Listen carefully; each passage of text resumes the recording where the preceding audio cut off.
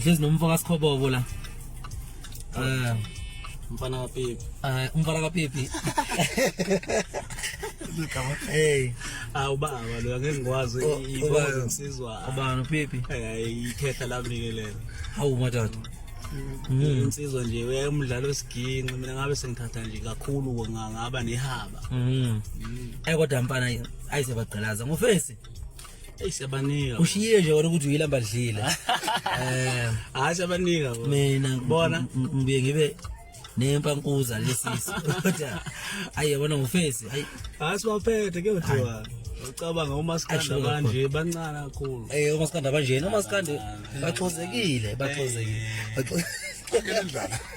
Into ngikhofoqobo ihlala ibinyika nje yabona lokho ukuthi umuntu avele futhi usiyacobezela kuvela ukuthi phihli abanayo nje lento eyenza umuntu wesifazane ethi ivava ngimthola yibona lento yabona yenza umuntu wesimama ethi hey ngimthola ngakodwa usengandlula